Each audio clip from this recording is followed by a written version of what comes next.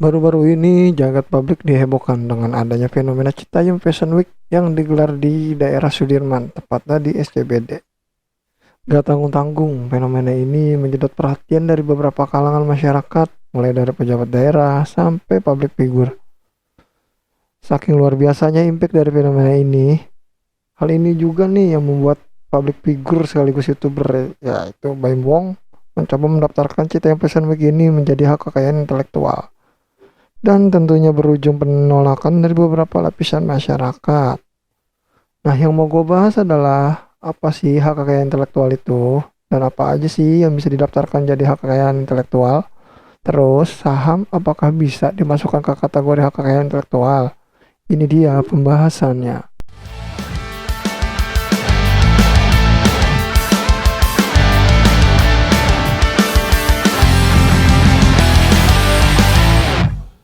Nah, dikutip langsung dari situs resmi Direktorat Jenderal Kekayaan Intelektual. Kekayaan intelektual itu sendiri dibagi setidaknya menjadi 7 kategori, yaitu hak cipta, hak paten, merek, desain industri, indikasi geografis, rahasia dagang, serta desain tata letak sirkuit terpadu. Pertama, kita bahas hak cipta dulu. Hak cipta adalah hak eksklusif yang diberikan untuk si pencipta yang timbul secara otomatis berdasarkan prinsip deklaratif setelah suatu ciptaannya terwujud atau diwujudkan dalam bentuk nyata. Contohnya bisa jadi buku, lagu, musik, kesenian tari, fotografi, dan banyak lagi deh. Yang kedua, hak paten. Hak paten adalah hak eksklusif yang diberikan kepada inventor atas invensinya di bidang teknologi. Jadi inventor itu bisa dibilang si penciptanya. Nah, kalau invensi itu idenya atau gagasan. Buat contohnya, lu bisa lihat paling gampang yaitu karyanya dari Eyang Habibie yang udah punya hak paten di bidang aeronautika. Seenggaknya Eyang Habibie ini udah punya 46 hak paten di bidang tersebut. Lebih lengkapnya lu bisa browsing sendiri deh tentang salah satu ilmuwan hebat Indonesia ini ya. Oke, lanjut yang ketiga yaitu merek. Merek adalah tanda yang ditampilkan secara grafis berupa gambar, logo, nama, kata, huruf, angka, serta susunan warna. Fungsinya sendiri buat membranding suatu produk yang dihasilkan seseorang atau perusahaan. Contohnya banyak ya, bisa dilihat di kehidupan sehari-hari kita deh. Lihat dari merek makanan, minuman, dan banyak lagi. Terus yang keempat ada desain industri. Desain industri adalah suatu kreasi tentang bentuk, konfigurasi atau komposisi garis dan warna yang digabungkan menjadi bentuk 3 dimensi atau 2 dimensi. Contoh desain industri bisa desain baju, desain furnitur, desain barang kerajinan tangan, dan banyak deh. Lanjut lagi yang kelima, indikasi geografis. Indikasi geografis adalah suatu tanda yang menunjukkan daerah asal suatu barang atau produk yang karena faktor lingkungan geografisnya, termasuk faktor alam atau faktor manusia itu tersebut. Contohnya nih kayak kopi Arabica Kintamani, terus mebel ukiran khas Jepara, madu Sumbawa, dan seterusnya deh. Terus yang keenam, rahasia dagang. Rahasia dagang adalah informasi yang tidak diketahui oleh umum, baik di bidang teknologi maupun bisnis.